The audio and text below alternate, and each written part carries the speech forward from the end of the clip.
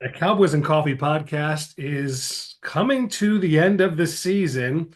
We'll still go for a few more episodes before we call it complete this season. But the Cowboys season is over because they stink. And ownership stinks. And the coaching is a mess. And the roster is unbalanced. Besides that, everything is great. D, you're back as normal. We also have brother number three here, Spenser. You're back with us again. Welcome back. And this stinks. Spen, you're the guest here today. Tell me, give me something good. Actually, just give me an overview of the Cowboys season to start there. Well, I think the bad juju started in training camp when Sam Williams got hurt. And I know me and Dee talked about it, and we both had this feeling in our gut like, uh, you whiff on Derrick Henry, who anyone could have sold him to come to the Cowboys. You know, he lives there, all that stuff. You whiff on him, and then Sam Williams going down. I felt the bad juju, right off the bat. I knew it wasn't going to be good this year. Um, but we went from not adding the pieces that we needed to, and then really just seeing everything fall apart. Everything that we needed to attack in free agency and all that, it came back to bite us. There's no number two option outside of CD Lamb, no running back. The defense struggled. Zimmer had some time getting his system put together and stuff like that. And, that happens. But, um, I mean, I think we all feel it's just a huge disappointment. And it all started really with the bad offseason moves and not addressing some positions that they needed to, and, crying poor when they should have got some deals done early on. And And that seems like it's a theme. to jump onto that, it wasn't, they compounded the offseason issues with bad personnel decisions. Bringing back Zeke, if he's your short yardage back and goal line back, we could have lived with that. We've been on record before this saying there's no way they're bringing this guy back. There's no value to him. Well, they gave him 75 carries this year. If those carries go to Rico Dowdle, Rico will end up with 1,400 yards at 4.6 yards per carry. Even if he would have, listen, people would have been crying about Derrick Henry a lot less. Of course, they would have been complaining about him, but you could have been like, listen, Rico's run for 1,300, 1,400 yards would have been a real big difference. Um, People wouldn't have been crying as much. Do you give me your overview of the Cowboys season? Vomit. It's pretty good. I pick up throw up last Friday. That's what it is. We never recover from last year's playoff. Everybody says it. Yeah, that's a And great that's why point. McCarthy cannot be back. The stench is in the air. When you pick up throw up on the floor, the smell is still there. It's still there. It's on your clothes. It's on the sorry. Great regular seasons. We have some decent regular seasons and so forth. His play calling last year, we're going to talk about last year, not this year. One of the highest scored teams in the league. I get all that. But that last playoff game was it. And this is it because it came into the season. They still had the smell was still on your clothes. When you get next to the fire, and you put the clothes back on like 2 days later out of your closet, you're like, oh, I've been camping that week. I can still smell it. That's the season. Yeah, and we're gonna touch on McCarthy a little later in the show, but it's the play calling that's really got me this year. They get rid of Kellen Moore. They said they want to run the ball more, and then Cooper Rush goes out and throws for 55 times against the Texans. You say, oh well, you were down. Well, you had one of the most effective backs in the NFL in Rico Dowdle, and you're not even giving him touches. So we're going to talk about the negatives more in a second. Let's try. Show me some positives. Talk to me about some positives. D, we'll go back to you real quick. Is there any positives you can see from the team this year? Well, you and I know, and Spencer knows, I like to look at the history of the player, who picks him, who has their hands on him. The Gil Brandt stories of these guys coming out of Elizabeth State, Virginia Commonwealth, all these schools that nobody's ever heard of, Tennessee State of Ed Too Tall Jones. Now, we have two guys on our special teams made all pro. Right, Aubrey, Brandon Aubrey, and Cavante Turpin. and they have the special teams coach have done a great job of bringing these guys come along and the history of them coming out of that league, and also the kicker with his girlfriend believing in and playing soccer. These guys made all pro, Yeah, and that is no small thing. And we talked about you guys. I said I didn't think CD would make all pro. I am shocked that he made all pro again. And all pro is a big thing in the NFL. It's very big. It's your coaches and your players, not fans who love you, who don't know a thing about the game.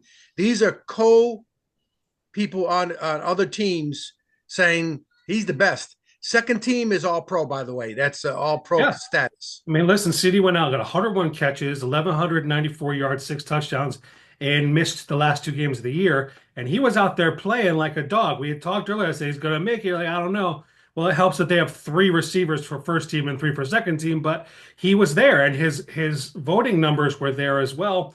I mean, he just put up an absolutely incredible season again. And think about it, most of it is without Dak, and most of it's with backup quarterbacks. So, um, Spen, talk to me about any bright sides that we've had this season. So the first one is bright on the sour spot, and that's Overshown. Yeah. Unfortunately, his season ended again. We're hoping that this isn't going to turn into another Van Der Esch situation where, super talented, can make Pro Bowls, can make all pros, but can't stay on the field. So we're crossing our fingers. But he exploded on the field. Um, you know, we had looked at him when he came in, and, me and D talked about it. I was like, this guy is like a bullet every time he just flies in and makes plays. And we finally got to see it, finally after waiting the year to get him on the field. The one person that I did really like seeing out there, which again, it was kind of a sour spot too, was Deron Bland. He Yeah. took some time coming back in. We thought, hey, we have Diggs there. I'm sure we're going to get to Diggs when we talk about the negative side of things here. But when Bland came in, they could have won 5 games in a row, barring that freak play in Cincinnati against Yeah. Cincinnati. Yeah, they would have won 5 games in a row. And the defense looked better. And everyone's like, oh, what's happening? Now, I know they had some other guys returning from injury at the time, but to me, when Bland came back, the defense looked completely different. Now, the stats don't prove it. He didn't have 10 interceptions or 4 or 5. He didn't have any. But defensively, they looked better. And that's another guy that we're going to have to get under contract because I believe this is last year coming up. But he looked really good this year. Obviously, the play against Tampa, winning the game was amazing. Um, but yeah, he was someone that I've been a fan of since last year and, continue to be a fan of for sure. Yeah, I mean, for me, you guys picked some good ones. And the good news about Overshown is they say surgery went well. And he's planning on the push is to get ready for the start of the season, not preseason, but regular season next year. I mean, Jordan Lewis played absolutely well. The fact that he wasn't all pro is a travesty. The fact that he didn't get any votes for all pro really is a travesty. He played absolutely exceptional in the slot this year, really should have been looked at. And Maris Liufau, he has started to really come on that linebacker spot. He is a very cerebral player. He knows the field. Uh, excuse me. I mean, I was just blown away by how well he kind of got it. And this was a quiet year, but I thought turned out the numbers statistically aren't terrible. Jalen Tolbert 49 catches was a little low, but he had 610 yards and 7 touchdowns. So, he is a red zone target. I don't know that he's a great number two. I think he's legit number three receiver. I don't know that Cooks is back next year with the injuries. We'll get into him in a second. But, and I'll cap it off with this. Cooper Rush is who we know Cooper Rush to be. I think he's a good backup. Do I want him playing 10 games a year? No, I do not. But uh, I want him playing a decent amount. He has a stretch where really, like you were saying, Spencer, should have won 5 in a row. And that's with Dak out. He comes into a rough spot. He's not a great matchup against Philly. They could have beat Atlanta, but he's a good spot starter. He gives you whatever he can give you. You beat Tampa, that's a big win. You beat Washington. Those are big wins, and they show you that something can be done. Listen, if Dak went, this team finished with 7 wins. And in the Jason Garrett era, they would lose one left tackle and have 4 wins. You know what I mean? The whole Right. season would collapse. They were slaughtered by injuries and still fought to 9 wins without their star quarterback, which leaves me to uh, the negatives here. Spen, let's go right back to you. Give me a couple negatives from this season. Well, the number one pick last year for us, which I did not like, Guyton looked like a rookie left tackle. I think sometimes we see Zach Martin, we see Tyler Smith, these guys come in right away and they're all pros or Pro Bowls. But this guy doesn't look like he's even remotely close to that. Um, I wasn't a fan of the pick. I mean, getting benched over and over and over again was just not a good look. I didn't really like the way they handled it. Either put him in there and let him, suck it up and, make his mistakes and learn from them, or you taking him out is really showing like how bad he really is. I think he's too scrawny. He doesn't look like a lineman. He looks like a tight end, playing left tackle. To me, I'd rather have someone a little beefier on the line, like a Tyler Smith. Um, so I wasn't a fan of that. And Diggs really disappointed me because I'm a big Diggs fan. Uh, I know he takes his chances, but I love, people like that on my defense because for every time he gets burned, he's going to get, 2 times where he's not. He's going to make plays. But he did not play well. Clearly he wasn't 100%. And they've talked about that with his rehab and everything, and now he's hurt again, and could have some impact on next year. So those two guys, Guyton, I wasn't a fan of. I don't think he has it, which I think we're going to have to address that at some point, in the next couple of years because they're not going to get rid of him right away. But him and Diggs really were a disappointment this year for sure. Yeah, see, with Guyton, I think he's a more natural right tackle than left tackle. As we played in college, I'd rather have him at right tackle. We assume Zach Martin's career is over. God bless him. Brock Hoffman was tough as nails and actually graded out really well at right guard. You stick, you stuck Cooper Beebe still at center. I'm gonna play Tyler Bass at left guard and Tyler Smith at left tackle and rock with it. And that's what I would do. I don't think they'll do that, but listen, even Asim Richards played well down the stretch too. I wouldn't be mad at him at left tackle, and you still keep Tyler at left guard. I think they need a new set of eyes in there. I'm not going to steal anyone else's thunder. D, some negatives for you from the season. Well, let's talk about the elephant in the room. The elephant in the room is Jerry Jones. And we always had a joke here when I always said 51-49 Jerry. It is in the room. It's everywhere. It's Jerry Jones cologne. Remember Dr. Sal here at the public schools, Denver Public Schools? He Mhm. used to wear cologne. And when he left the office, when he came in, that scent was still in the room.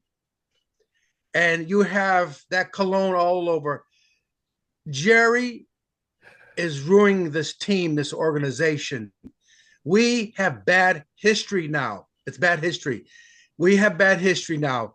You have to understand what it is to have the Billy Bates recently on that field, who is actually a Tom Landry pick from a free agent Tennessee. But we have bad history now. Michael Irving, Troy Aikman, Emmett Smith, who else, Dion? They should all go and say, Jerry, it is your toy. You've played with it long enough.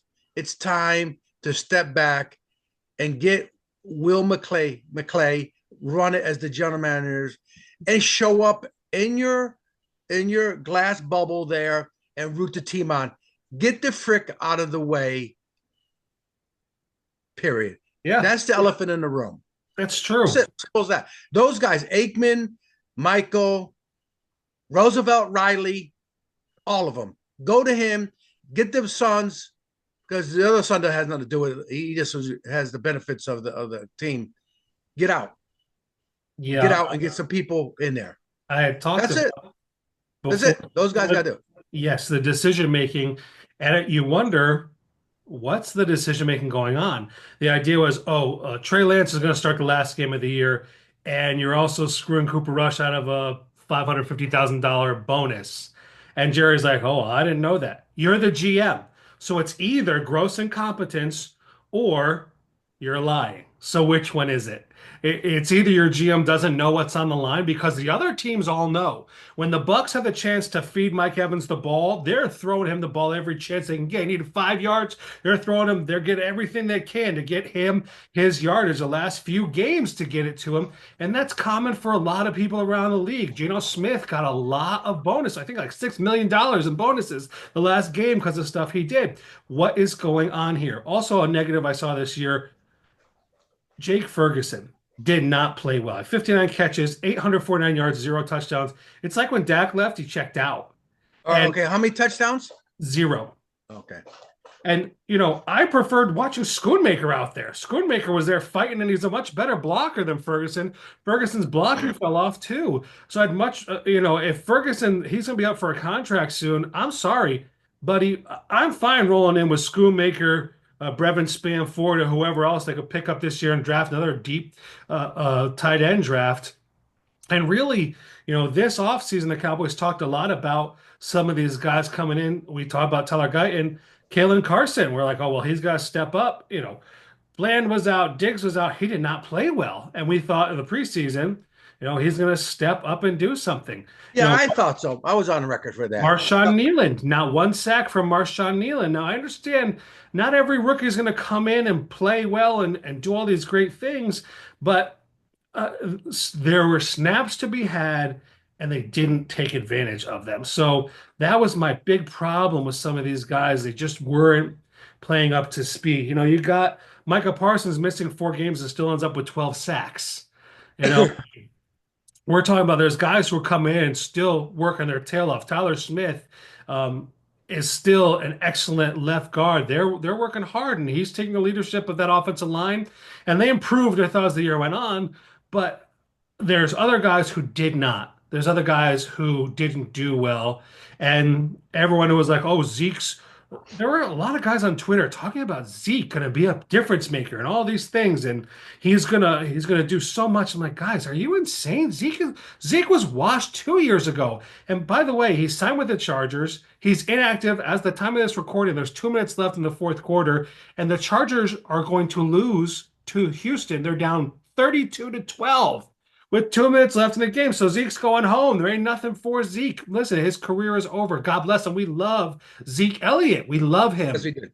He's an awesome person. He's a great Cowboys player in history. But I never understood the offseason like, oh, Zeke's got to get carries. Zeke should have always gotten just goal line and just short yardage, and that was it. And it was just a confounding season for the picks, and Jerry's having his hand on a lot of things, and that goes against Dak. Dak went out of his way to push them to get Zeke, and we know that from our inside sources, and it was a disaster, and it was stupid, which leads us to our most recent disaster. What the Cowboys are doing with Mike McCarthy is not only unheard of, it is insane. If you're going, they haven't thought about what they're going to do with Mike McCarthy all year till the season's over. The leadership group between between Jerry and Steven, they're borderline on dementia. And I'm about to call a doctor to see if both of them have been like drinking lead or something, or like just been super close to uranium and they don't realize it. This should have been talked about. You make the decision, you talk about these things so that Monday you move on. And if you move on, you already have Ben Johnson lined up, Aaron Glenn, Mike Vrabel. You already have these guys because you're the Cowboys and there does come prestige with that. And you'll get paid well and all these things. If it's not McCarthy, let him go. He said no to the Bears, and guess what?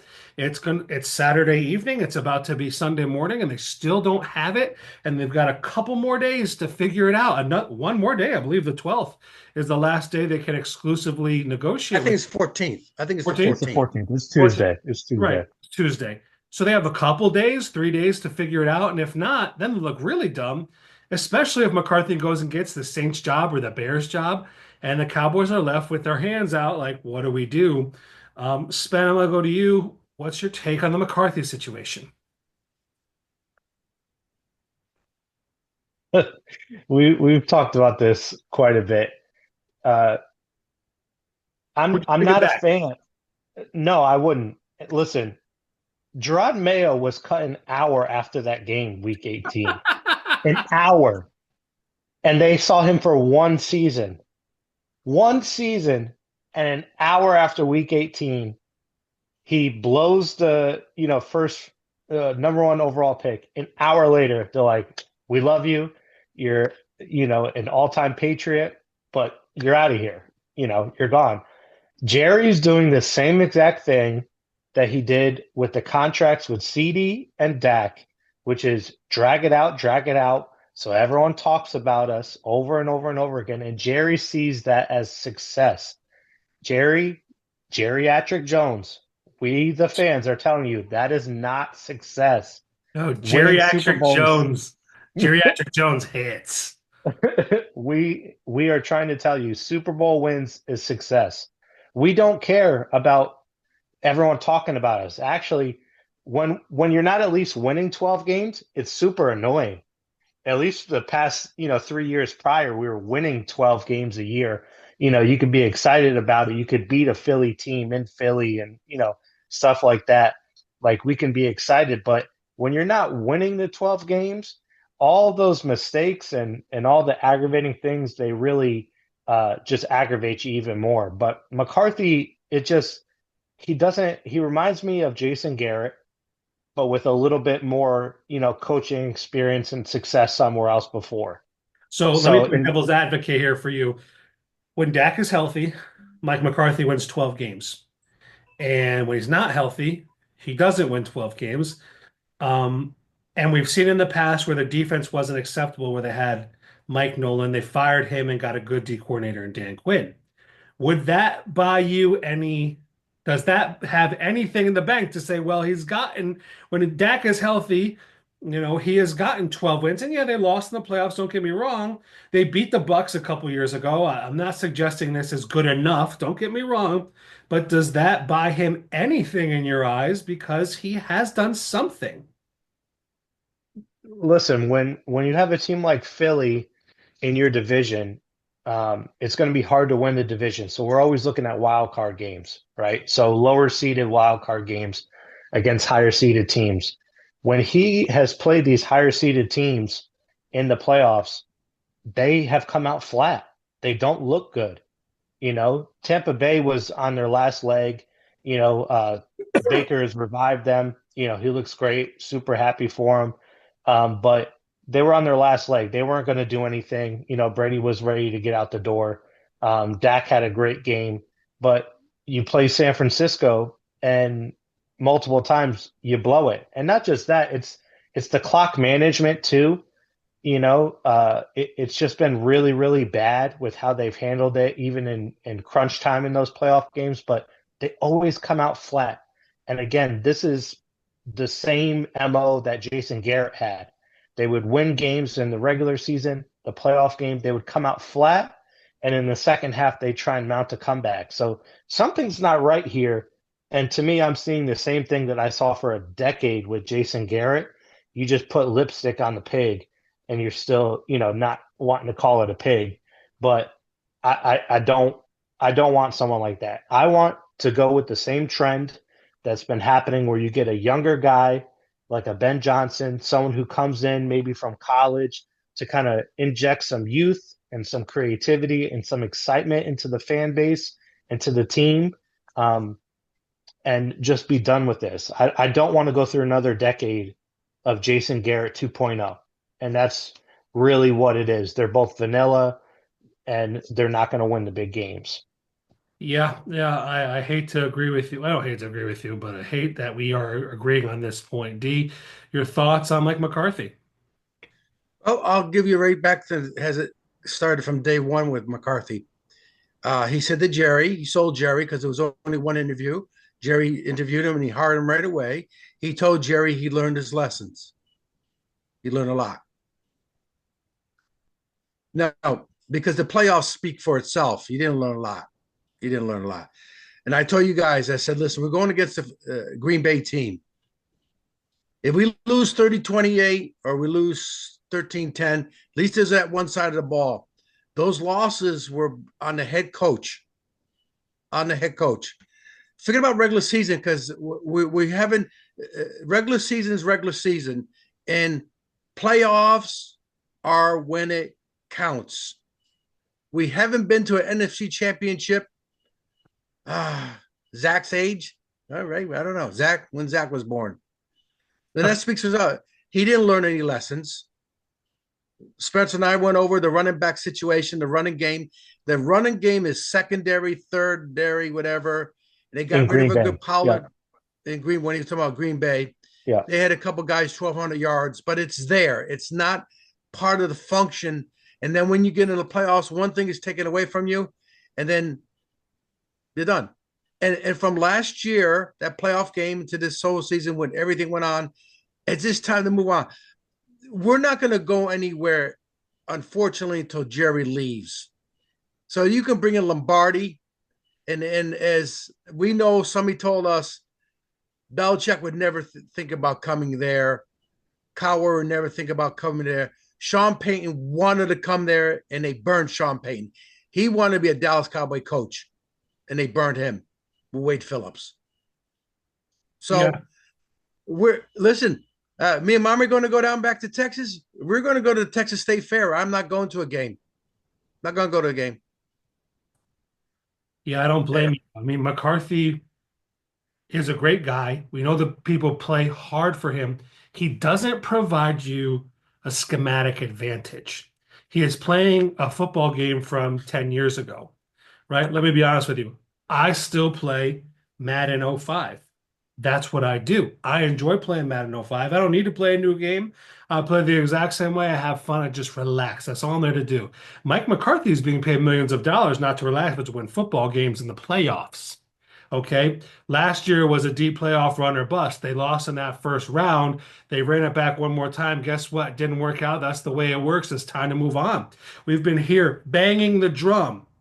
Listen, they need to sign Ben Johnson as head coach and go get me Robert Saleh. Now it looks like Mike Vrabel, as of this moment, is negotiating his contract with the New England Patriots, and he's interested in Rob Saleh becoming his defensive coordinator. I would love get on the phone, Jerry. Get Ben Johnson, get Robert Saleh. I would have preferred Mike Vrabel as a head coach because I think he knows how to make statistical or schematic advantages. We've seen him out and coach the he's nine Belichick. games. He's 9 games over 500. I'm going to teach you guys next one of these episodes. I'm going to break down head coaching success. What is a head coach success?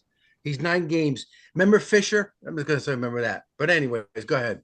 Mike Fisher and Ron Rivera are the NFC AFC versions of each other. You got one Yeah. Super Bowl loss that you rode for years that you were never Yeah. successful again, and they both won like a Ron Rivera won a division at 7-9. They're like, we won a division, like, and got swamped in the playoffs. But yeah, it's been a bad year, and it hasn't been fun, and we are paying the price for everything that's been going on, and yeah, it's been unenjoyable. And And real quick, Paul, let's be honest. McCarthy is riding that one Super Bowl win with the Hall of Fame quarterback. They had 10 different receivers who were amazing that they could throw to. And he's mentioned it a few times now. Like, oh, I've won a championship. I won a championship in this building. And like Dee said, he sold Jerry. And he probably used that same exact phrase, that same pitch, when he got hired. I get this feeling when I'm in the stadium, it's the nostalgia. I won a championship here. I want to bring it back, win a championship for you guys.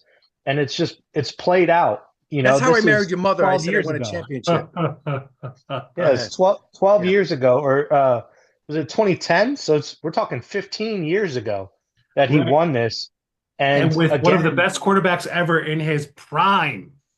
yep, and consistently lost over and over and over again in the NFC Championship before he even got there.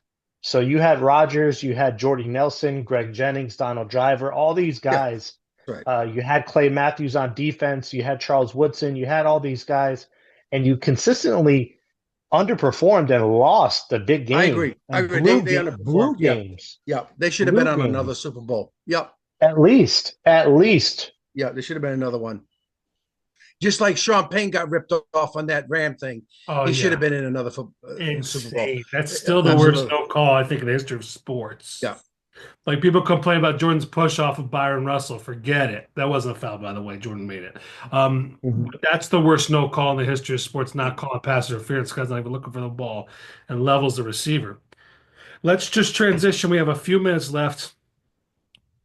What are you looking for in a first round pick? You don't have to say a player. Give me a position you're looking for, D. First round pick.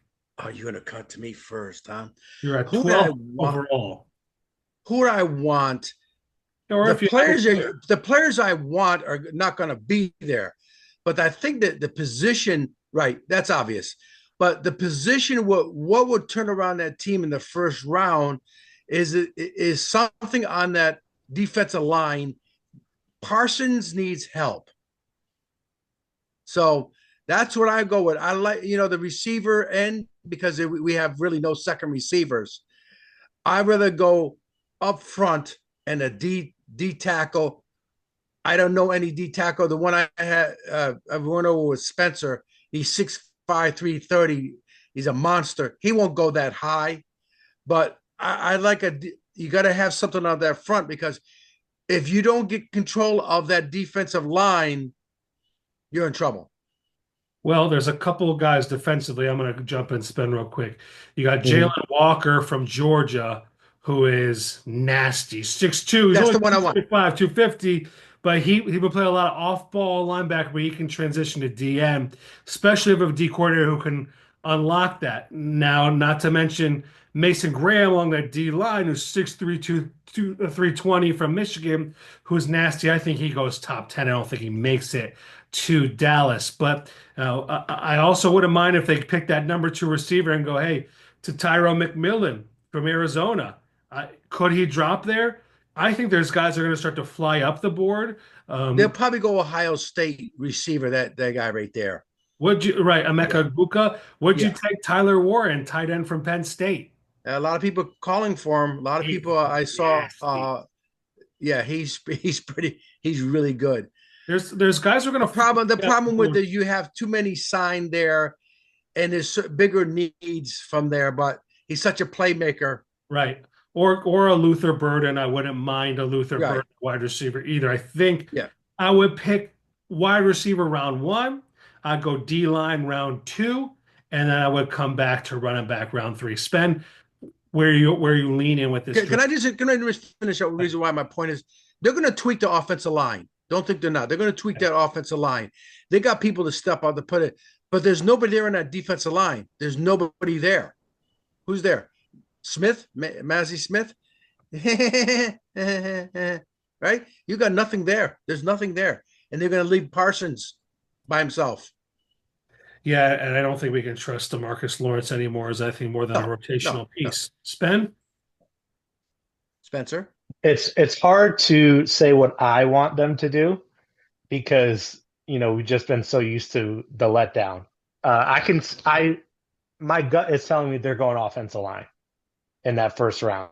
As Oh much no, as I don't want them to, no they're way. gonna go off. They're gonna go offensive line in the first round. I'm telling you, they're going to. They're gonna go try and get a right guard. Hoffman played great, but they like downplay these guys as if they're not just because they're not at the level of Zach Martin and these okay. other Are you pieces willing they've to had. Spencer? Are you willing to bet a lunch with me and your older brother, offensive Yeah. line? Oh, you're Yes. gonna pay Offensive for a line. lunch? Yeah, I'll pay for a lunch You're at that sure McDonald's, yourself. the value menu. We'll I will take it. pay We'll take a for it. value menu. the We'll take it. Taco I'll Bell take a value menu. I'll take it. I'll four, take a four, Taco four is Bell. what I'll take. I don't care. Five, I'll five. take a Taco. You that's your They offensive line. Take a 999 plan. Especially if Martin retires this offseason. Oh, Well, he's he's gone. retired. Yeah, he's done, baby. He's done. It's over. So they are going to go and they're going to get a guard because of the spot that they're at. Even No, though I think that the D linemen in this draft are deep, those top ones are going to be gone. You see The the top offensive receiver will be lineman. gone. there's no This guards is at what my 12. gut is Spencer. telling me. I'm here to tell This you is right what my now, gut Okay. is telling we me. don't care. Paul, This is what my gut is is telling this me. Spencer we're talking about who loves wide receivers? Who do you want them to That's what take? I I want. said. I want the Arizona wide receiver. That's who I want. But Right. at the same time, there is Savion, was it Thompson, the wide receiver from TCU, but not in the first round. Not first round I pick. think that they have a lot of depth at wide receiver and running back this year. Where at first I was on the Ashton Junty train, but this is too high of a pick. At 12.